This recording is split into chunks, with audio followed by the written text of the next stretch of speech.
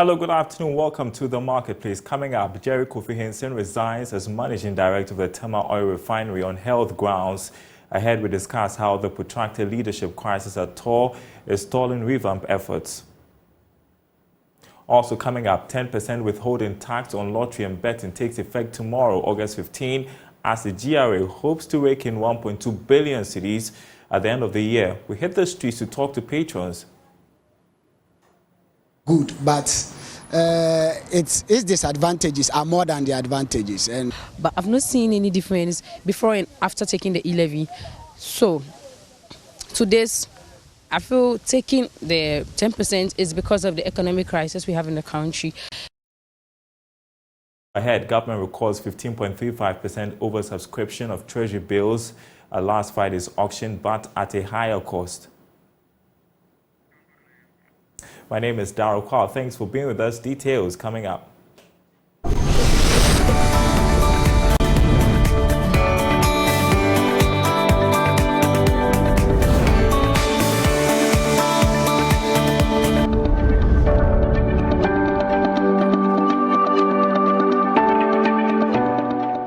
And thanks for staying with us, everyone. First up, there are mixed reactions over the 10% withholding tax on gaming, which takes effect tomorrow, August 15.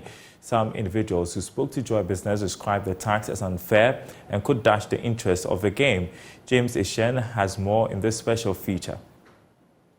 Coach Ali is a staunch AC Milan fan whose betting journey started in 2010. A man who has explored different betting platforms says the tax is likely to dash the hopes of the young Ghanaian. Oh, I started betting around 2010. 2010, yes, in Kumasi.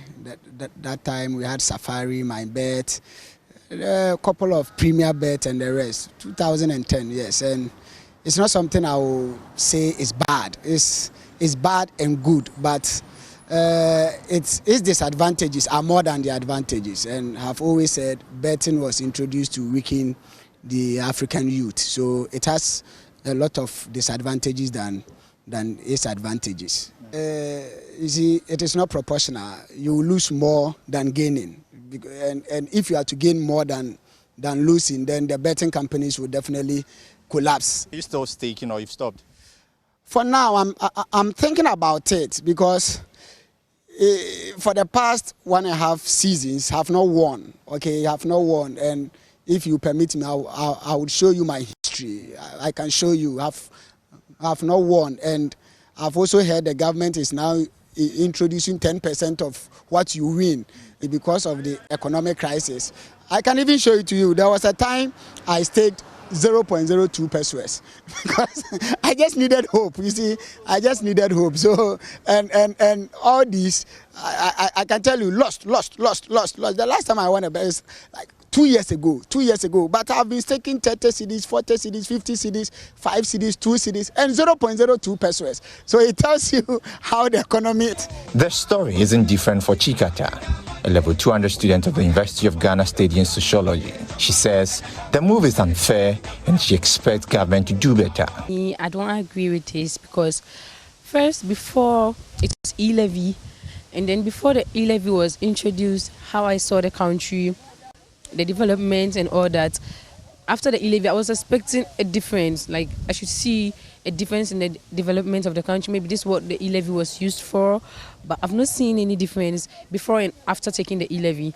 So to this, I feel taking the 10% is because of the economic crisis we have in the country.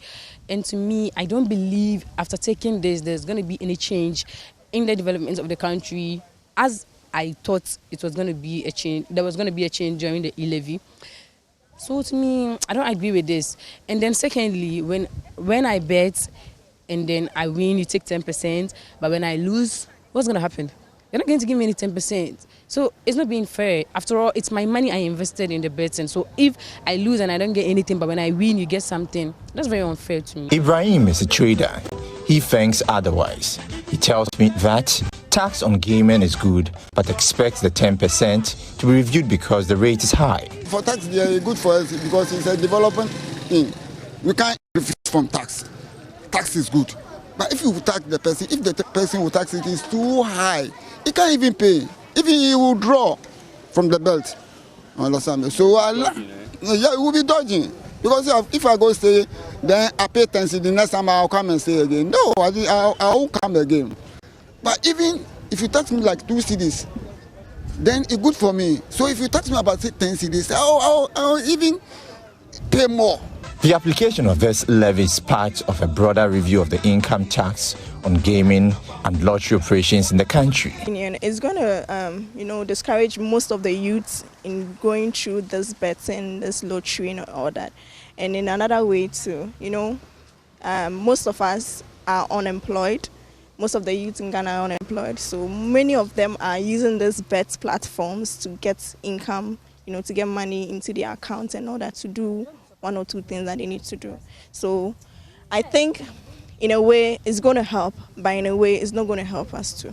There are no jobs in Ghana, and the youth would actually be indulging criminal activities such as armed robbery and just to get money for their own benefits. But betting companies have come to make the youth also have a better way of getting money, which is in a way not good, but it's better than being an armed robber or yes.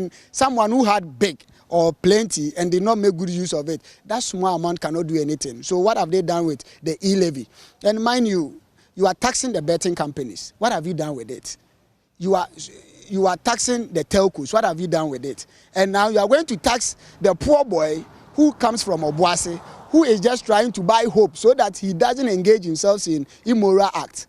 What are you going to do with it? Even the 3 billion, you did nothing with it. What are you going to do with that 10%?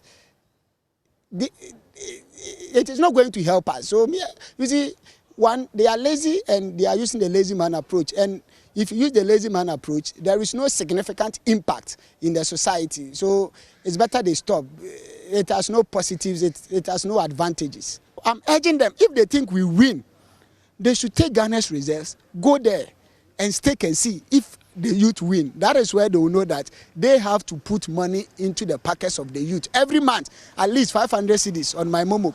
Then it comes. The withholding tax deduction, according to the Ghana Revenue Authority, applies to winnings paid or payable by private lotto operators, sports betting operators, casino operators, route operators, remote interactive game operators, operators of marketing promotions, and operators of other games of chance. James Chance reports for Joy Business.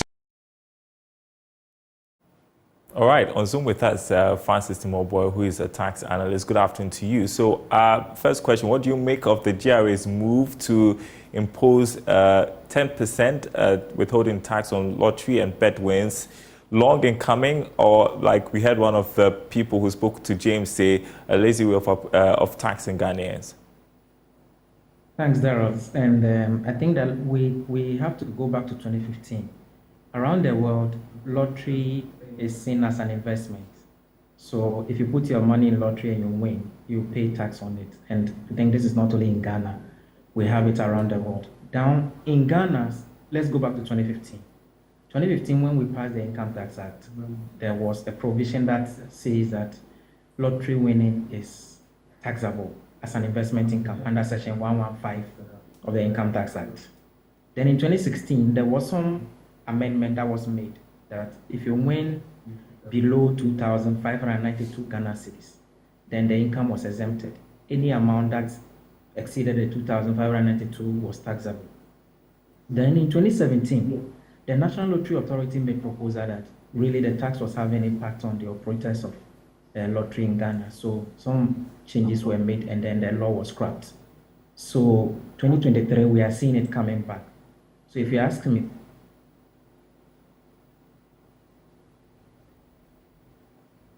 unfortunately, Francis Timoboy frozen. They will try and get him back on. But like we've been reporting, from tomorrow, there is a 10% withholding tax on lottery and betting. We have been speaking to some Ghanaians about this. Remarkably, one person who says, well, what are they going to use the money for anyway? And it also concerns about the what we saw happen with the electronic transaction levy, where government didn't meet its targets because people fear that this could discourage people from lottery or betting. Well, back with us, Francis Timoboy. So you're making a point, Francis. Well, any tax that is introduced will certainly have impact on the behavior of people, but I don't think that this is going to have a negative impact. Remember, it's an investment that people are doing. So when they make income, just like someone has invested in shares and he has made gains, the person will pay tax. We should see some, impact on people, but I don't think that this is going to significantly distract people from taking the gain. Yeah, we just lost you a bit whilst you're making your initial point about whether or not this was a good move by the GRA. What is your conclusion on that? I think is a fair move. If you look at the drafters of the Income Tax Act in 2015, it clearly indicated that it's an investment income, and so I don't see why somebody will make an investment and make a gain and pay tax. It's a way of widening the tax net. So for me, I think it's the best. The only concern that I have is that the rate appears to be a little high. Remember that if you lose, we don't tax you. If you lose the money, if you place the bet and you lose, we don't consider it. It's only when you win. So I think that the 2015 way or 2016 approach, where if people could make gain at above 2,500. That is when we tax them. That was the best approach. So for me, I would have recommended. Yeah, isn't that the concern though that? We should sustain. Yeah, isn't that the concern though that we may see a repeat of what we saw with the electronic transaction levy? No, I don't think so. Daryl, trust me, people will continue to invest and they will make the returns. What we could do is that to take care of the poor, we could have set a threshold, maybe 2,000, 2,500, and say, if you win above that one, then we're not going to tax you. That is the best approach you could have done. Okay, I want to ask you about the target, though. Government hopes to rake in 1.2 billion cedis at the end of the year. In 2024, hopes to rake in 3.3 billion Ghana cedis. Realistic target, and how significant is that in boosting our revenue as a country? I think it's significant. If you look at the industry, the betting industry, 2016, it was valued at $70 billion. 2023, it is estimated to be $182 billion. So the industry is growing at a very fast pace. And you can see the players even sponsoring football games. These days, when they are playing Premier League, you see them sponsoring. So I think it's possible. The only threat I see is that now we may have unlicensed offshore players. If they're able to infiltrate into the market, they may not go through the licensing requirements at the Gaming Commission. And if people can place their bets and they get their money, why not? So at the end of the day, those people will escape the tax. India was suffering the same, problem where offshore operators were able to provide the gaming. People could get their money when they win, but you can't find them because they are offshore. That is the only threat that I think that the GRA will have to find a way to secure and protect offshore unlicensed operators into the game. Remember, Premier League, people place their bet, and I don't need to be in Ghana to place the bet. If I can do that via Momo, I can do that via my Visa card, I can play it and then get paid, and I go away with a 10%. You mentioned India. India, for example, slapped 28% tax on online gaming, and so comparatively 10% is cheaper. However, would it make sense to reduce the percentage so we don't lose numbers? I know you've also said you don't think there'll be a significant impact on patronage of lottery or betting for that matter. So for me, the industry in Ghana is quite at its early stage. So yes, India might have, developed their gaming industry, so they are more developed. I think that 5% would have been a fair deal. Would have started just like we had in 2016 before we scrapped it. 5%, then we provide some minimum threshold for the young unemployed guys. If you win 1,000, we should let them go. Then if you win above some threshold, then those are the people we know that they are really doing serious investment, and then we could tax them. And finally, an important part of all of this is the lotto operators. So how does the GRA work effectively with the operators to achieve the results that they intend to? So fortunately, these people are licensed by the Gaming Commission, so we know where they are. So if you know where these people are. I mean, compliance and implementation becomes easy for you. So I don't think that GRA is going to have any challenges with them at all. And remember, the tax is withheld before the amount is paid to the winners. So I see a smooth operations with the GRA, and the only instances where we may have, or GRA may have challenges, is where we have unlicensed operators in the system. That is where we're going to have some challenges. Otherwise, I think that we should see a smooth implementation, good working relationship with the operators and the GRA. I guess the next step is to deal with the unlicensed operators. Thank you so much, Francis Timor-Boy, tax analyst. Appreciate your time with us on the marketplace. Let's turn to one of our top stories this afternoon. Jericho Kofi Henson has resigned as managing director of the Tema Oil Refinery. He resigned from his post on health grounds. Henson submitted his resignation letter to the president and copied the board of directors of the Tema Oil Refinery and the Minister for Energy on Friday. His resignation comes as Tor has been heavily criticized for the attempted lease of the refinery to a private firm, Jericho Assets Management, a firm registered about 6 months ago without a track record in the oil and gas business. Now, think tanks in the energy sector oppose the deal, arguing that it is not in the favor of the country. On Zoom with us is energy strategist, also CEO of Eureka Solutions and energy consultancy firm, Dr. Yusuf Suleimana. Good afternoon to you. So first, your reaction to Jericho Kofi Henson's resignation, and what kind of legacy does he leave behind? Yeah, thank you very much. Good afternoon to you, Daryl, and good afternoon to your children viewers in Ghana and across the globe. Thank you for having me. Indeed, that is not something I'll call pleasant news, Daryl. This due to the fact that, the refinery is actually crying for leadership, a leader that we can take accountable for what is brewing. And you just mentioned the fact that we have some deals on the table, and everybody was, we're all of the fact that, of the expectation, we're all of the view that this would have been a deal that will nail it, that will get Tor back to operations. But the deal, of course, was surrounded with a lot of controversies. What legacy does he leave? It's just too early. We're told that he was forceful to get a deal for Tor, but it didn't happen. He has to go. However, these reasons that they've given for his resignation, I personally would take it with a pinch of salt. Because if you look at the past resignations, where they were also on health grounds. Anyway, if you have so much pressure on you, that's also tantamount to maybe psychological health grounds, I don't know. But what my disappointment is the fact that, Daryl, the refinery is suffering from leadership vacuum. And without any clear-cut leadership, being put in place where, actors within the industry can take the leader on when things are not going on, then we are not going anywhere. So yes, two problems confront the refinery. One is the leadership crisis that we have. Daryl, we are talking about an entity that has changed managing directors, closer to 5 different managing directors. And this is not even running, not continuous, not in the core business. Then what is it that we can't get somebody to manage it? What are the core key interests that is prevailing in the refinery that we can't just get somebody to mine it and to man it? And even that, if you don't want anybody to man it, I think if you had left the refinery to run on its own, to take care of its own affairs, I think they'll do better than the way we are handling it now. So I'm very disappointed with this resignation. One, for the fact that it's going to create another vacuum where they have to search for another leader. How many managing directors do we have to change before we can get something running in the refinery? So it has happened. I just want to call on the duty bearers to look into the issue and ensure that a very good leadership, a leader who is very entrepreneurial and focused, to get a deal for the refinery.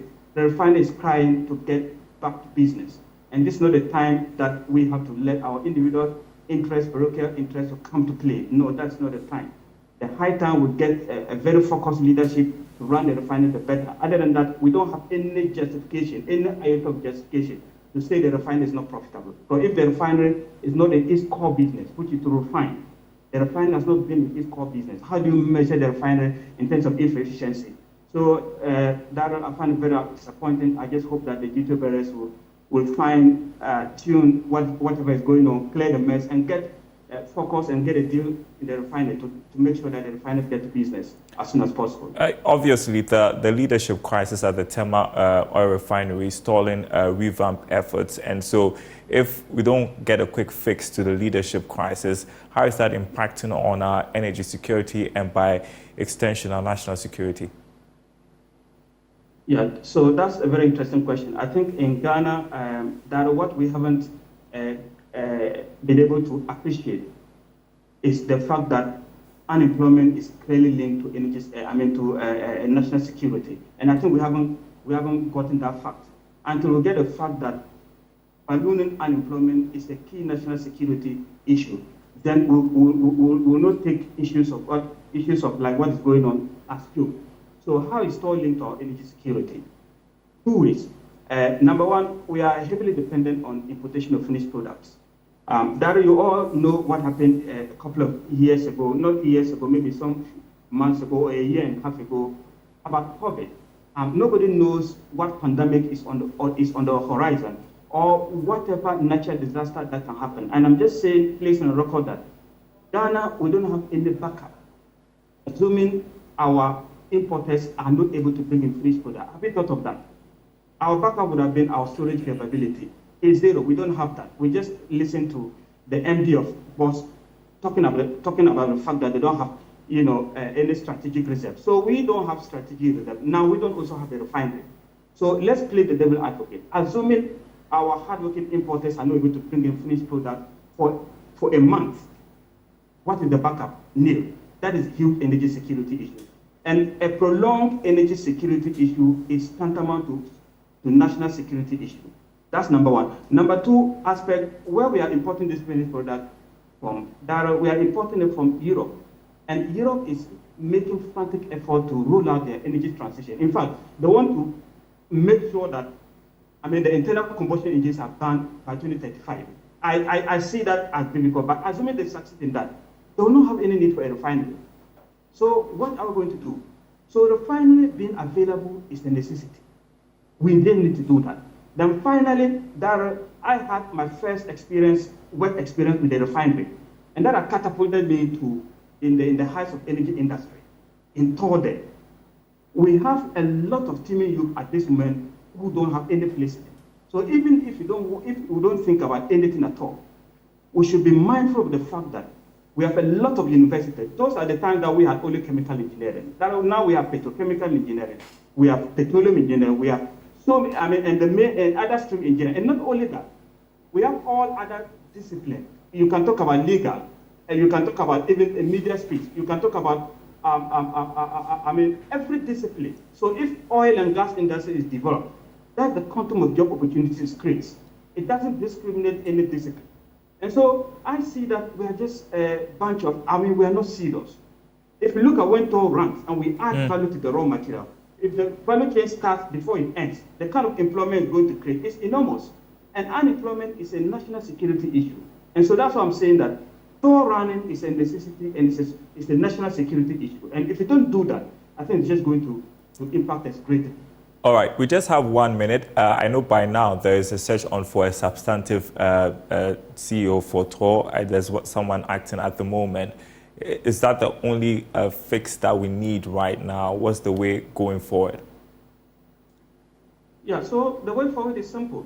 Let's get a substantive CEO, a managing director, and the most important one is to stay out of unsolicited political interference, unwarranted political interference.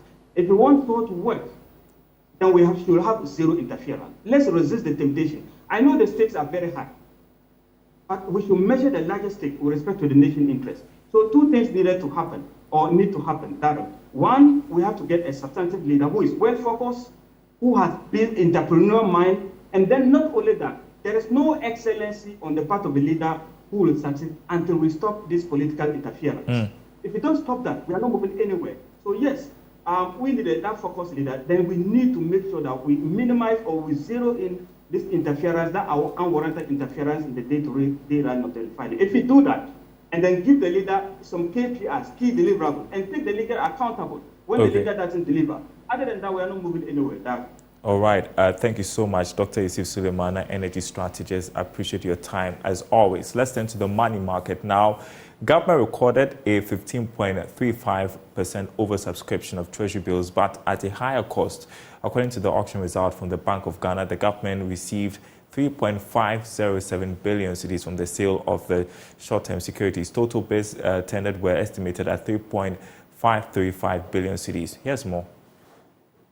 Bids tendered were estimated at 3.53 billion cedis. Chunk of the T-bill sale came from the 91-day bill. About 2.52 billion cedis was secured as government accepted almost all the bids. This time around, the bids received for the one-year bill were over 3 times more than that of the 6-month bill. Indeed, 747.8 million cedis were the bids tendered, but the government accepted 721 million cedis of the bids offered. Meanwhile, interest rates shot up across the yield curve, whilst the 91-day bill went up to 26.09% from 25.57% the previous week. That of the 182-day bill rose by 0.31% to 27.59%. The 364-day bill also reached 30.69% from the 30.49% recorded the preceding week. Analysts anticipate that the rising interest rates will continue till government conclude the debt restructuring exercise. And I'm excited to tell you Money Lab is back. Here's today's episode.